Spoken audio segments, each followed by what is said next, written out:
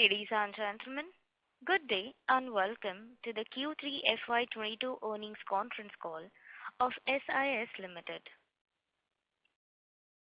As a reminder, all participant lines will be in the listen-only mode, and there will be an opportunity for you to ask questions after the presentation concludes. Should you need assistance during the conference call, please signal an operator by pressing star then 0 on your touchtone phone. Please note that this conference is being recorded. I now hand the conference over to Mr. Devis Desai, Group CFO. Thank you, and over to you, sir. Thank you.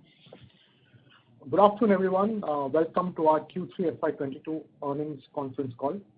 Along with me, I have our Group Managing Director, Mr. Rituraj Sinha. I hope everyone has had an opportunity to look at our results. The presentation has been uploaded on the stock exchange and on the company website www.sisindia.com. We are extremely happy to report one of the strongest ever quarter of growth for SIS, with consolidated revenues touching a historic high of rupees 2,601 crores during the quarter. This effectively translates to an annualized revenue run rate in excess of 10,000 crores. Our consolidated revenue was up 10.3% year-on-year and 7% over the last quarter. All businesses across the group reported strong revenue growth, and almost all of them crossed their pre-COVID levels during the quarter.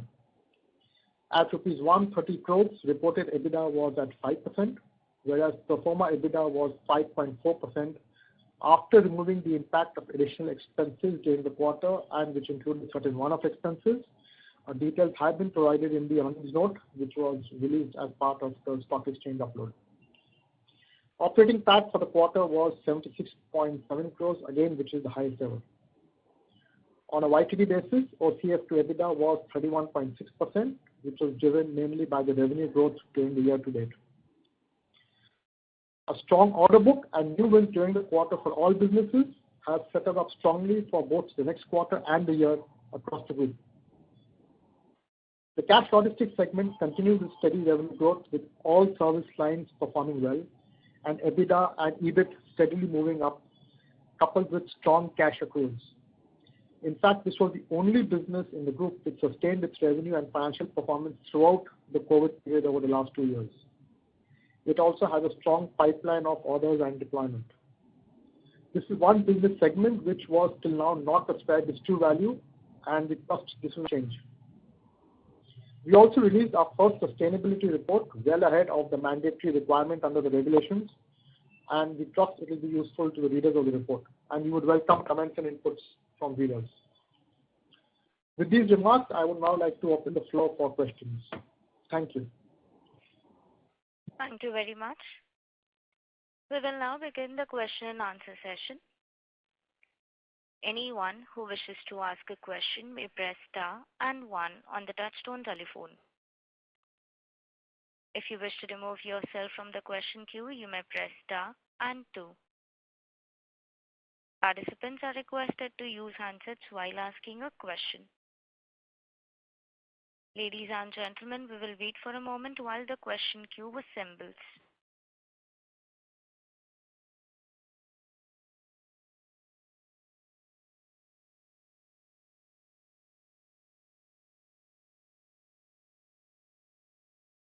Ladies and gentlemen, you may press star and 1 to ask a question now.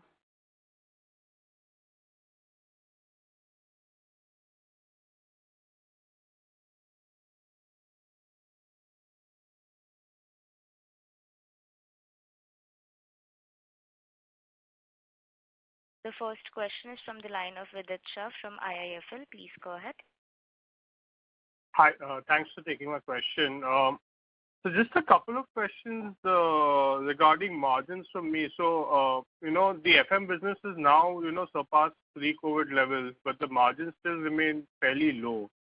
So is that, I mean, if you could just share the margin profile of the businesses within facilities management, and is this due to a change in mix, or are there other reasons impacting the facilities?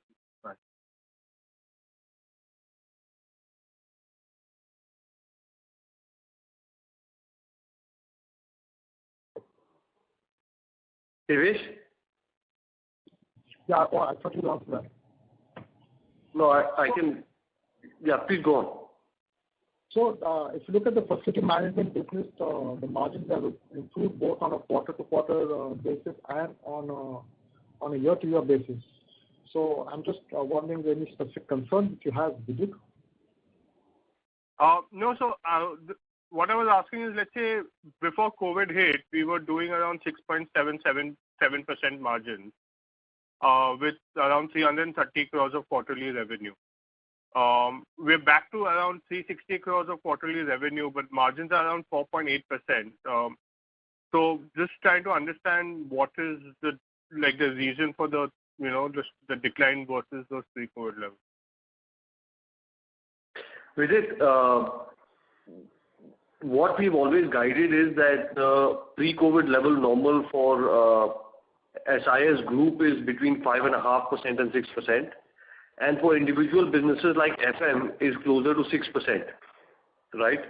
We are currently tracking at 1% lower than that.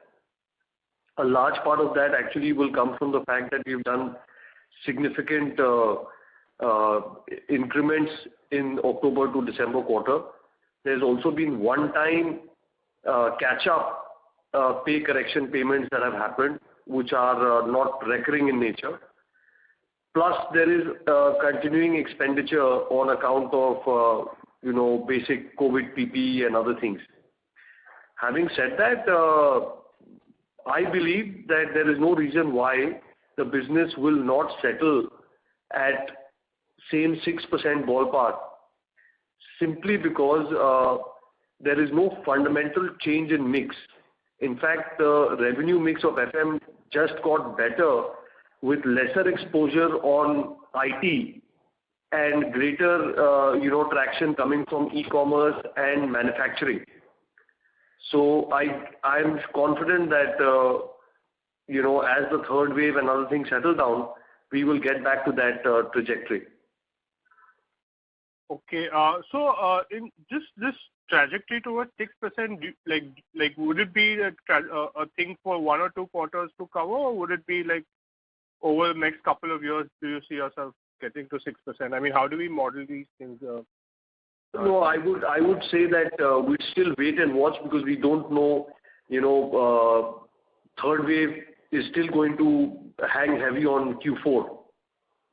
Right. So I would myself find it very hard to forecast exactly how things will play out. But the all important thing is that the gross margin line is holding steady.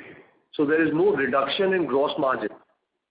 So these are volume adjustments and one-off expenses, and I'm sure it will settle down as soon as things become closer to normal. Understood. Fine. I had another question regarding the tax rate and the cash taxes paid. So, even in this quarter, and if I see the 9 months as a whole, our tax expense on the P&L has been, roughly 36 crores. However, we paid around 120 crores of cash taxes as per your net debt bridge that you all have said across the 3 quarters. And even in this quarter, the tax expense was 4 crores on the P&L, but 70 odd crores as cash taxes paid. So just trying to understand what causes this difference and how should we think about it? Is this a one-off cash tax paid, or is the cash tax generally high? I'll take that. So I think you should look at it in 2 buckets. One is the international bucket and one is the India bucket. In the international bucket, it's a standard 30% tax which gets paid out.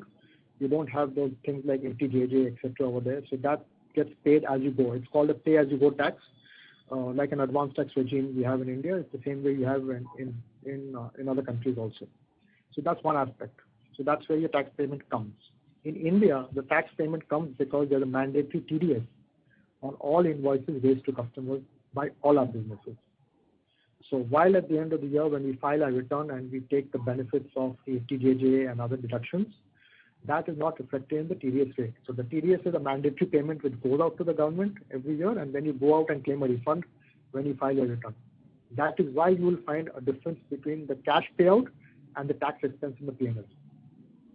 Sure. So this TDS is at what, 1%, 2%? That the customers deduct. The standard rate is 2%, but you are able to make an application to the government to reduce the rate. That takes time during the year, and by the time that approval comes in, half the year is gone. And then you go out and engage with every customer and go and tell them, okay, now go and please fix this new rate to our invoice, please fix this new rate to our invoice. In that, another 3 months goes. So we try and get some benefit out of that, but we are not able to get the full benefit because of timing issues. Understood. So you said 2%. 2% is standard rate. All right, got it. All right, thanks. I'll just get back to you. Thank you. The next question is from the line of Mukul Garg from Motilal Oswal. Please go ahead. Yeah, thanks. So first question for Rituraj. Rituraj, the overall demand environment, I think it looks like things are recovering quite well. And so I just wanted to kind of get your sense on the reasons behind the hike and one-time payment which you did this quarter. I understand there is a very commendable effort from the team during last one and a half years. But is there any supply side issue which is also kind of pressurizing the availability of associates, which was behind the thought of doing this, one-time catch-up from your side? Is that also a factor which is playing out? Well, let me first clarify that, we are not a staffing business and there is no associates concept here. So what I was talking about is the increments that were due to our staff. We have done increments for our non-billing staff, people who are back office, not frontline, but back office staff. Those increments happened in October. And the one-time implication there is that there was a bunch of people who did not receive pay increases in the previous year. In 2020, the higher salaried back office staff, while they didn't have any pay cuts, SIS did not do any pay cuts or any job cuts, we also were not able to give increments to the higher cost back office staff. Now those people were compensated via a one-time, 1 month equivalent pay, which was paid out in Q3. So that's the one-time effect that is coming into play. As regards to supply side challenges, I don't see any.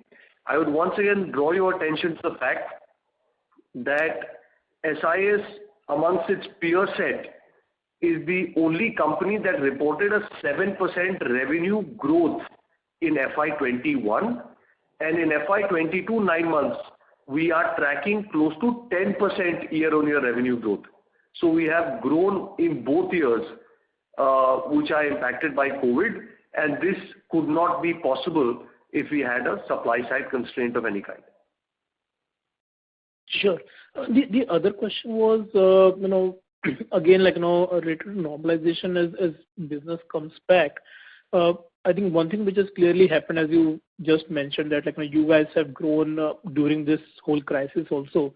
Do you think there is an element of market share gain and that can help you kind of take some bit of price hike with your clients, or do you still see very the competitive intensity remaining as strong as what it was pre-pandemic? I think there are two fundamental issues here. First one, I'm assuming that you're comparing to the peer set when you talk about growth. The first fundamental difference is that SIS is a pure play essential services provider. Security is categorized as an essential service, so it does not get disrupted even if there's a lockdown or anything like that. Same for facility management. In fact, the demand for hygiene and sanitation services post-COVID have gone up. Per square foot expenditure on these services has gone up because of greater consciousness. Similarly, cash logistics. despite second wave, third wave, the services ought to continue as normal because that's the currency supply system of the economy. So that's the mother of all differences, that this is essential services. Therefore, its demand resilience is extremely high, and we continue to grow in crisis periods just like we grow in growth years, albeit at a lower rate. The second difference is that, post the COVID experience, several customers recognize the essential component and the fact that this is important for business continuity. When malls were shut or when, factories were operating at reduced capacity or IT parks were, operating at reduced capacity, the services that they still required to go on there was security and facility management. So they recognize that, the service provider has to be financially robust to be able to cater to that requirement and also reliable, apart from being an expert at delivering the service. And therefore, we see a natural trigger for consolidation.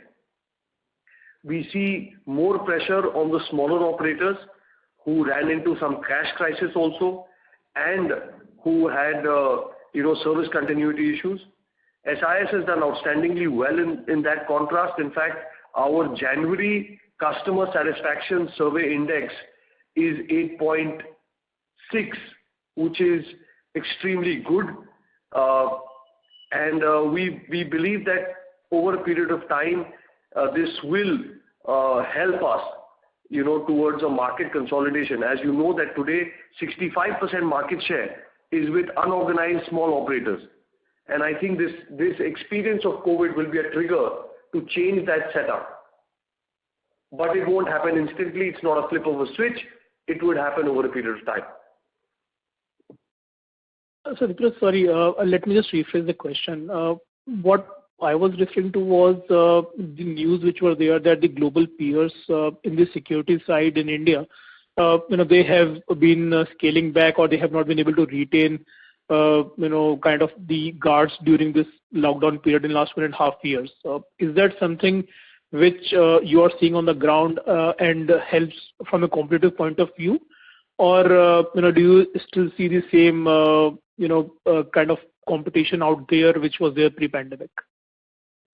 We wouldn't say that our competitors have not been able to maintain business continuity, barring the smaller ones. I think all our major competitors continue to deliver services like we do. So I don't see where your question is coming from, actually. Okay, understood.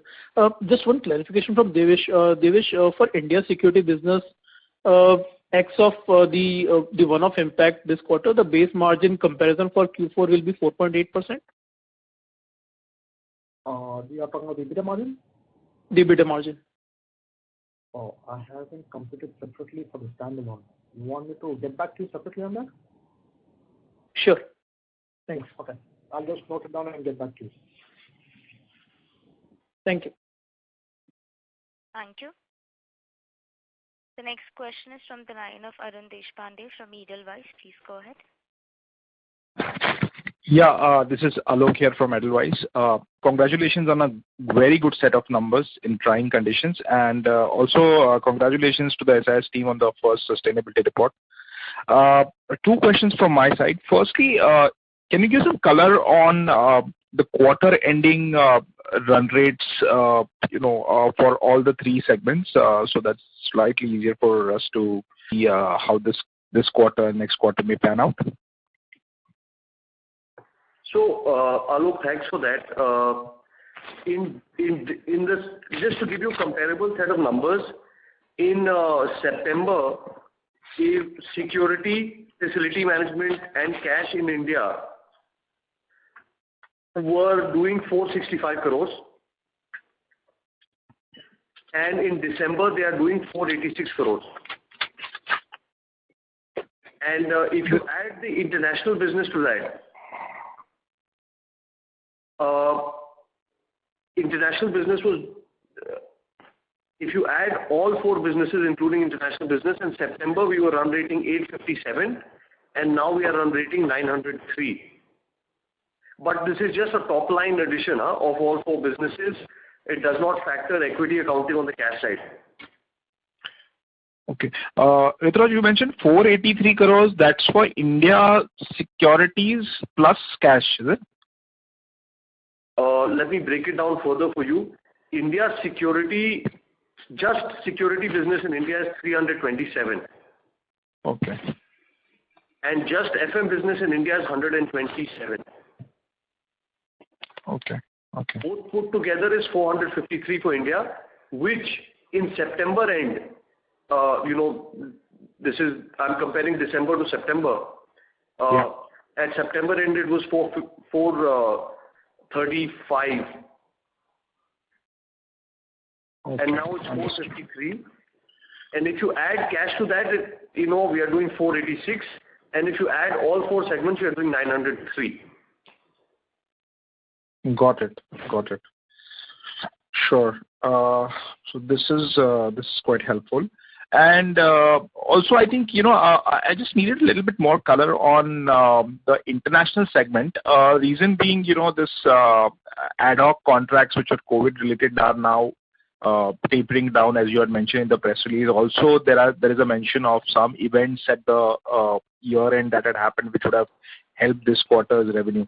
Now, going forward, how should we look at it? What part of this run rate can get shaved off because of the ad hoc contracts going out, and then what part of that can get offset by the structural growth that can come in? So ballpark, I'll give you our assessment on the Australian business, which is the mothership, the biggest chunk of the international piece. In Australia, we have close to $40 million worth of COVID-related contracts that are still continuing, and every month they will continue to reduce. Australia is now, even as they have a COVID impact right now, they are also fully vaccinated, almost fully vaccinated as a country. So we see COVID quarantine work, COVID vaccination center related work declining from $40 million to a lower number. Per annum, that is, right? And we see aviation sector, other retail sector and other such sectors are regular clients which had reduced our service volumes. They are adding back volumes. The universities are adding back volumes. So we see a similar scale back up of roughly $40 odd million from our existing customers. So on a net basis, we do not think that the revenue will contract majorly because COVID work going off. But it depends at the pace at which the COVID contracts come off and the speed at which the regular permanent contracts scale up back to normalcy operations. So there might be some aberrations in a quarter or two, but if you look at the entire financial year FY23, I don't see a major impact because of COVID work reducing. I think we'll make that up adequately with regular contracts. In fact, Sure. Our international business has won, close to $2.5 million worth of work even the last quarter. Right. So Rituraj, overall net, that top line, which is annualized about 5,000 crores for international business, I mean, going by this quarter's run rate, of that, roughly 300 crores is what is at sort of which may taper down, and a similar number can come back net, right? Your ballpark, you're right. Absolutely. So Alok, this is what I've been underlining quite regularly in the last 7-8 quarters. We have literally a natural hedge with international operations. When Indian operations were struggling in FY21 with severe lockdowns, etc., international business had a surge in revenue. They reported a 20% year-on-year growth. And that sort of covered ground for our growth story. This year, in the coming 12 months, we see international business reducing those one-time contracts but then Indian growth is coming back strongly. So these are very, very complementary businesses, and that's what makes the SIS story much more predictable in that sense. Sure, absolutely. So just one more question from my side. This facility management run rate that you mentioned, see, we are above the pre-COVID levels now. So now, has the railways part of it come back to also the pre-COVID levels, or there is an upside that can come from that bit? No, railways is about operating at close to 60-65% of pre-COVID still.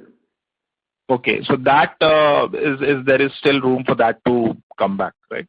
There's room for comeback in IT sector, there's room for comeback in railway sector, there's room for comeback in several other such sectors. So that's what I've been saying, that as this COVID thing normalizes, what we expect is that our existing customers, certain segments that have cut back, like education, for example, schools have been shut for long periods of time. Educational establishments, IITs, IIMs, such educational establishments have also reduced quantities. This will come back strongly as and when they normalize. And similarly, there's been heightened demand from sectors like healthcare, which may see some reduction as things go back to normal. Right now, healthcare, manufacturing, etc., are on exceptionally high volumes. Sure. Ritu, I had one more question. I don't know if there is a long queue. In that case, I may go back, but I had one more question. Can I go ahead? Or? You may. Operator? Okay. Mr. Alok, you may please go ahead, sir. Thank you so much. Ritu, I had this question on not directly, I mean, margin is an output of the costs that are going in, obviously, but with regards to the staff vaccination in terms of the additional costs that are going in terms of hygiene, etc. This is something which, during the pandemic has, led to our margins contracting by about 100 bips or so, roughly, in facility management, also in securities. What I wanted to ask was now, as we go forward in time and demand becomes much more normalized, the part to normalize margins, how will it work? Is it that these costs will not be there anymore, or is it that we will be able to pass this cost much more effectively to the customers? No, I don't see the cost being passed through to customers. That's not a position we've taken from the beginning. Just for you to have the numbers, SIS has undertaken probably the largest vaccination drive in any company of our scale and size of operation. We have organized more than 450,000 doses of COVID vaccine, and all transportation, everything, arrangements that go into that, they have been taken care of at company costs. Similarly, close to 9.5 crore rupees has been paid out as COVID sort of welfare payments, because people, when they get COVID, they can't work for 10 days, 15 days, they need medical attention, they need medicines. And as a company, we've taken a call to pay them ex gratia amount. So that is another thing that is ongoing. Now, these things are not something that are intended to be passed on to customers, because this is not industry norm. Our competitors are not doing anything of this sort. They are not organizing a vaccination program or a welfare fund. So this is not, as and when the entire company gets fully vaccinated, and we are very close to that, we started a booster dose round now, but as soon as this is out of the way, which is maybe 1 or 2 quarters, and hopefully COVID is not taking up so much time, attention and cost, we believe that these costs will go out of the books. So this is not a pass-through situation at all. Understood. Thanks, Yuvraj, for all the responses, and I wish you all the best and your team for this coming quarters. Thank you. Thank you. Before we take the next question, a reminder to the participants: to ask a question, please press star and 1. The next question is from the line of Siddhant Mehta from B&K Securities. Please go ahead. Yeah, hi, good afternoon. So first, First of all, I wanted to talk about the days outstanding, DSO. So we have seen a slight marginal, basically DSOs are largely marginally moved up. So what's the trajectory there? Because wherever we see a strong growth, it comes with the DSOs rising. So how can you guide us on that? Did I hear you right? You're asking about the DSO? Yeah, DSO, days outstanding. So we are seeing days outstanding rising. So do you see it falling back again to the 60-65, or because it's rising around to 75? And in the fourth quarter last year, March, we did around the DSO was around 68. So how do you see that? Yeah, year-end target is always around that 65 to 70 range. That's the year-end target. And this was in this time period in the Q3. Sometimes you have businesses having the issues of the year-end and Christmas holidays. Sometimes you're able to get the collection. Sometimes you're not able to get the collection. In fact, in India Security, there were some collections which were delayed. They all came out in the first week of January as soon as the office opened. So this was just like a temporary payment timing issue and nothing to do with any structural issue. So in the March quarter, typically we tend to target that 65 to 70 day range, and we think we'll get there. Same for the facility management also? Because that was around 80-85. Yeah, that was around 80-85. So and we have seen a consistent fall over a period of time. So do you expect it to fall further?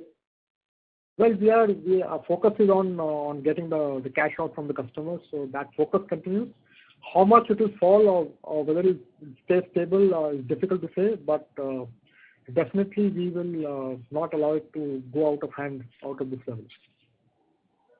And my last question is, as earlier you have talked about facilities management margins, which tend to move, which will go around 6% in few times to come after all these expenses and everything, one-off expenses go away. Same with India Security, when do you expect that 6% margin mark so that you can achieve that 6% margin? How much time will it take? Just wanted to know that. Like I said, we are eagerly waiting for all these exceptional costs related to COVID to go out, and also our regular volumes from existing customers to come back. It's very hard to predict when that is going to happen. Like, for example, we had no clue that we'll have to tackle a third wave and a booster dose. So, it's very hard for us to forecast whether that's a 1 quarter issue or a more than 1 quarter issue. But I think I'll again draw your attention to the fact that the gross margin in security, like FM, remains unchanged. The gross margin line is intact. It's not as if customers are reducing prices or something. So we are therefore confident that we will be able to go back to the pre-COVID levels. Thank you so much. Thank you. The next question is from the line of Rohan, an individual investor. Please go ahead. Hello, sir. My name is Rohan, and I just have three questions. First is regarding the margin, second is regarding the market share, and third is technology. So I just want to know what is SIS doing uniquely compared to its peers in improving these three stuff. What are the three things, my friend? You said margin, market share, margins, and in terms of technology, because technology, so these three things, first of all. Okay, so I think we've adequately answered the margin question. Security, facility management, cash logistics type businesses globally, if you look at the peer group, other listed companies world over, in our segment, they are operating ballpark 5.5-6% EBITDA margin line. We were at 5.5-6% pre-COVID. We have slipped because of reasons I have explained already, and we are very hopeful to go back to 5.5-6% margin. But this I would like to underline that security, FM, and cash logistics are, on a combined basis, are not double-digit EBITDA margin businesses. So you have to take that into account that this is a ballpark 6% type industry. What is exciting about this industry is that even at a 6% EBITDA margin, this industry has capacity to deliver more than 20% return on capital employed and more than 20% return on equity. Ultimately, that's the beauty of the industry. And if you see our ROCE line for the last 4 or 5 years since we got listed, you will see that we have been oscillating around the 20% mark, give or take few percent here and there. Including the COVID period, our ROCE has been very, very strong. As regards to market share, our Vision 2025 revolves around 2 basic themes. 1, building on market share, and 2, building on solutioning. So as far as market share is concerned, we are a believer that the Indian industry will see a fundamental change over the next 3-4 years as labor reforms get implemented. As labor reforms get implemented, there will be a more level playing field. Customers will prefer to operate with larger, financially more stable and more compliance-oriented service providers. And that will change the industry mix. Today, organized players like ourselves have only 35% as addressable market. 65% is taken care of by regional players, local players, and smaller unorganized players. Over a period of 4 or 5 years, I see this mix changing. More than half of the market will be addressed by large organized players, and that will open up the addressable market size for us.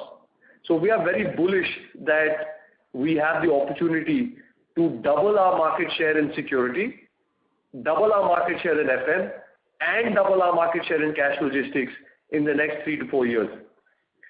As regards to technology, SIS has been a pioneer in implementing technology both at the back end for our own internal efficiency, whether it is implementing Oracle or implementing facial recognition based attendance software or IOPS for operation management, mobile based training platforms where people can self-learn.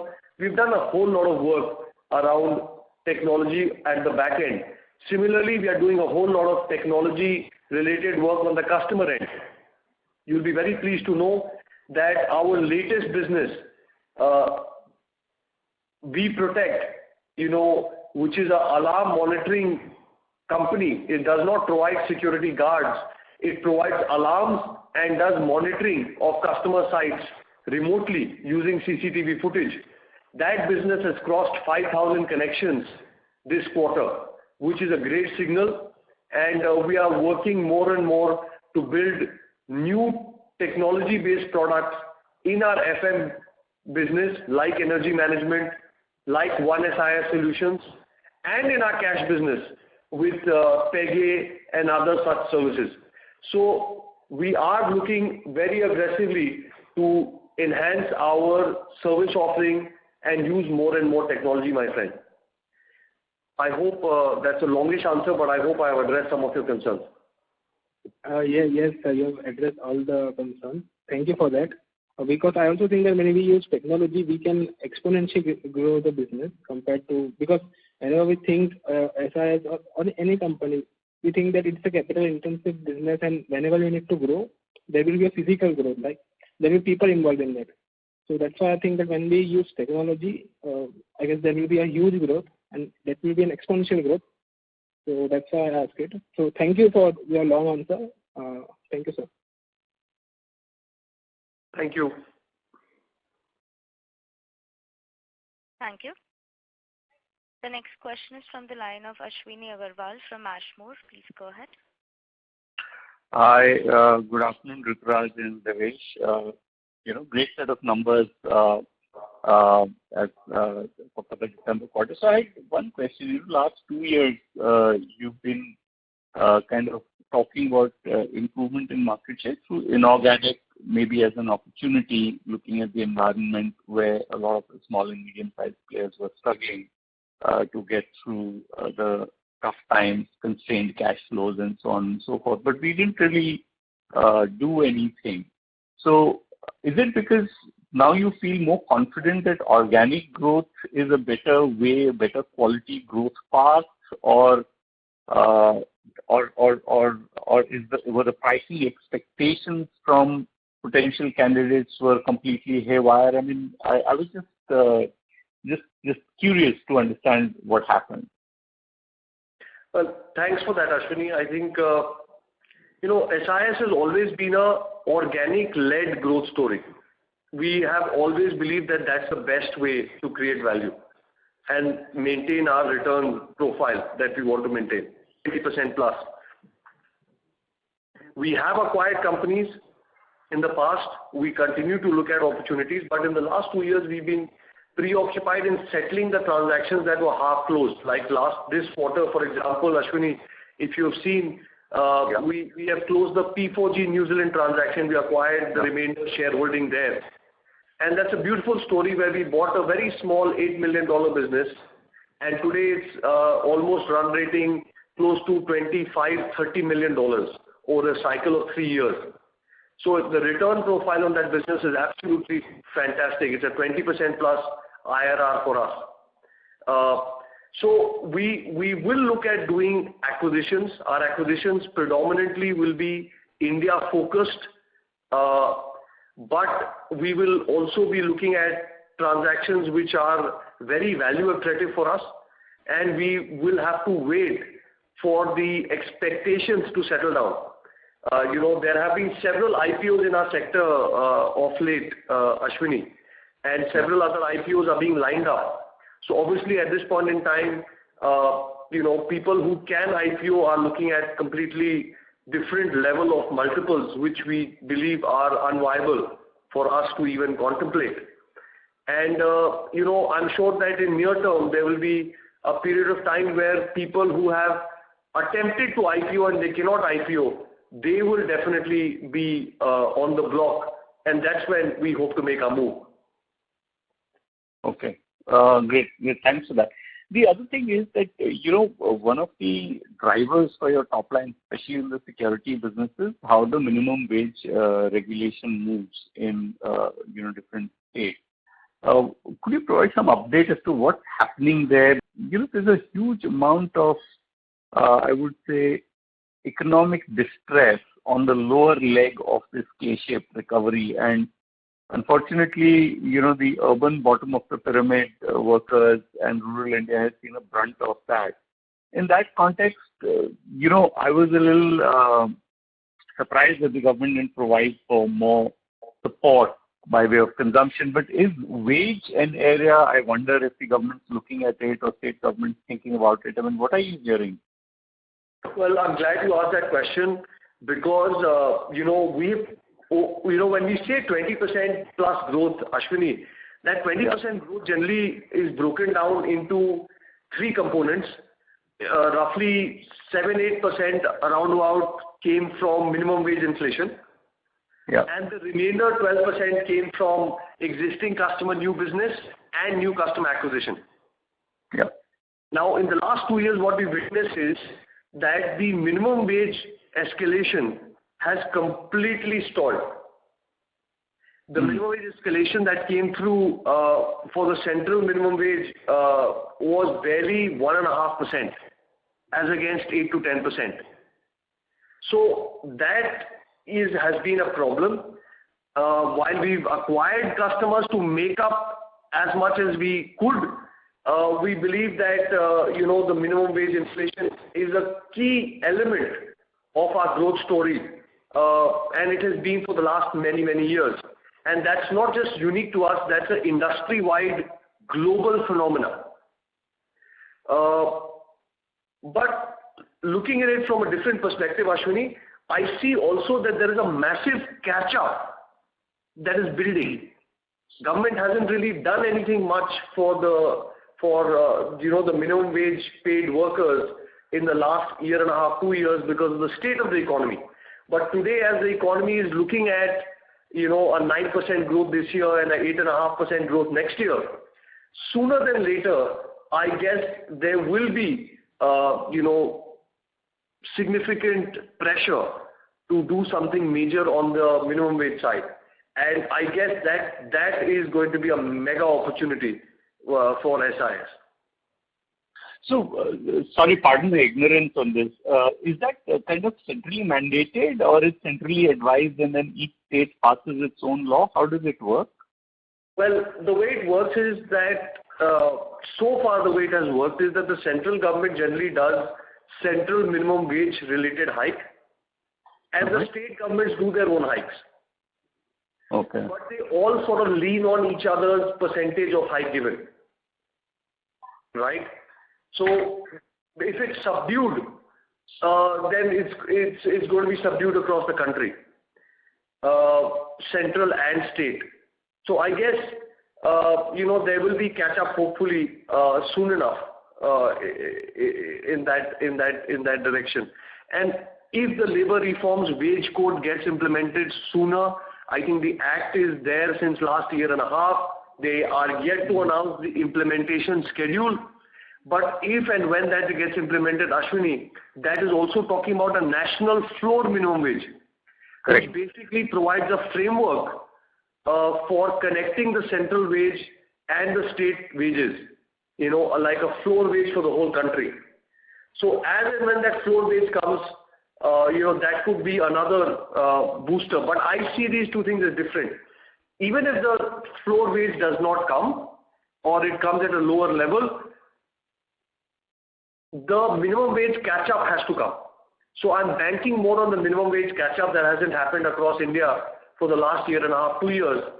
And then, the national floor wage could be a sort of a booster on top of that. And what's the reason? I mean, I'm sure you've been in touch with various government ministries that take these decisions. I mean, what's their kind of explanation? They just don't want to put burden on industry in a tough time, or? Yeah, absolutely. I think, the government's clearly trying to do more, reducing taxes, incentivizing production. They don't want to do anything to upset the apple cart in terms of additional costs. One of the things that labor reforms entails is higher cost to employer. Right? And therefore, I think the government is a little wary of, bringing that out unless the general sentiment in the economy is favorable and, amenable to that idea. Right. In fact, we completely believe, Ashwini, that it should only happen, even if it happened 2 quarters late, it should only happen when the industry sentiment is favorable, because we don't want to get into fist fight with our customers to pass it through. Right? Industry uptake has to be high so that the pass-through is automatic. Yeah, no, that's fair. That's fair. And finally, congratulations on the wonderful recognition from the Prime Minister's office. And all the best. Thank you very much. Thank you. Thank you. The next question is from the line of Shalabh Agarwal from Snowball Capital. Please go ahead. Good afternoon, and sir, thank you for taking my question. So the first question is, I wanted to check about this segment of residential apartment security. Is that a big business for us, or are we really looking at it? And how are we making inroads into this business, because this is a stronghold of players like JLLs of the world? Well, Residential Welfare Association or residential security is not a primary focus market for SIS per se. And the reason for that is basically because, it's more addressed by the lower cost operators.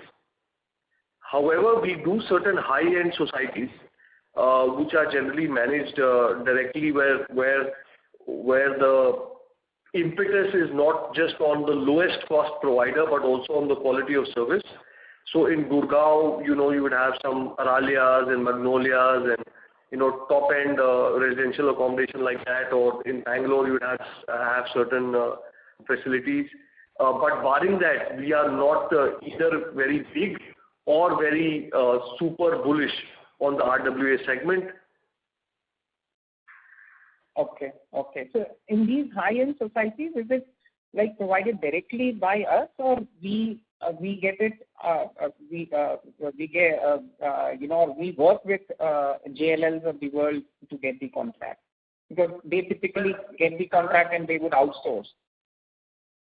In certain instances, they may be direct contracts, but in most instances, it's basically the customer going through a JLL or a CBRE or a Colliers, but mandating that their security provider will be SIS, or their facility management must be done by DTSS.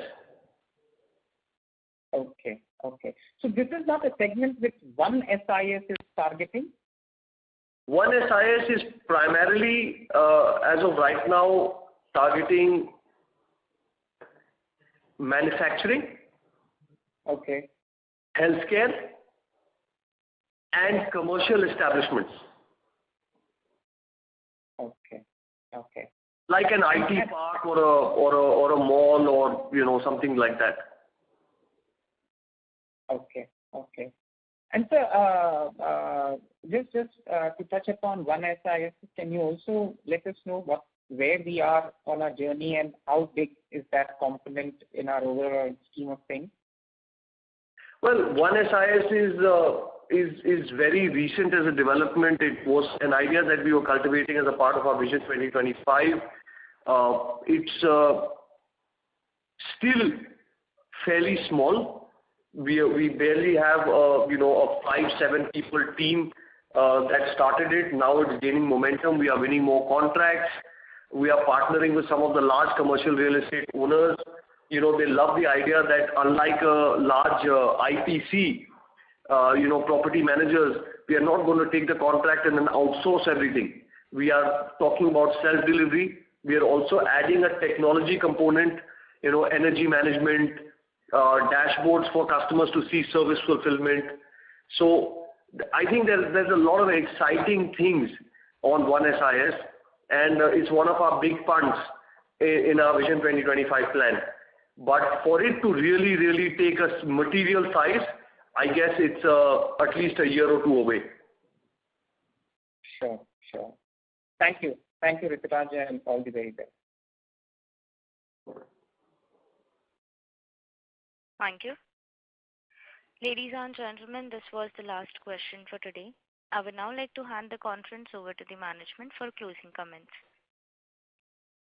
Thank you very much, everybody, for participating and also asking all your questions. I hope we've been able to address them satisfactorily. This third quarter has been a remarkable quarter for SIS. It signals a strong growth coming back. Looking at the order pipeline, Q4 again looks like an interesting quarter for all 4 segments: security in India and international, facility management, and cash logistics. We are also very encouraged by the budget. We believe that India's commitment to spend 5 lakh crore last year and 7.5 lakh crore in the current year towards infrastructure creation is a massive opportunity creation for us, because whether it's building a metro or a healthcare establishment or educational establishment or a railway platform, everything, any kind of infrastructure, any kind of square footage that is added is going to need CCTV cameras, security staff, and hygiene and sanitation staff. So effectively, we see this as addressable market expansion, and it's a really wonderful and encouraging news for us. I also believe that certain developments in the market augur very well for SIS, particularly the listing of certain competitors in the cash logistics space. Even as SIS is the second largest cash logistics company in the country, our cash logistics business has honestly not received true recognition or value because it happens to be the smallest amongst the four segments that we operate. But, with other cash companies getting listed, we are very hopeful that the market will take note of our cash business that is not just continuing to grow, it is also run rating a 500 crore ballpark revenue and a 12-13% EBITDA margin. So on a standalone basis, just the cash business is worth significant value, which is currently not fully captured in the SIS story. So we are very encouraged by the macro environment and also the stock environment and the order pipeline, and we hope to close this financial year FY22 despite the first quarter, April, May, June getting literally wiped out because of second wave of COVID, and Q4 again, Jan, Feb seem to have significant COVID third wave impact. Despite 4-5 months of disruption in this FY22, we are very hopeful to close near to 10%, near to double-digit revenue growth. And I think that is a testimony to the power of essential services and the platform that SIS has created as a unique platform which is not just a market leader in security, but also a market leader in facility management and cash logistics segments. So thank you very much once again for your patience, and I look forward to speaking to you sometime in the near future. Please take care. Thank you. Bye-bye. Thank you. On behalf of SIS Limited, that concludes this conference. Thank you for joining us, and you may now disconnect your lines.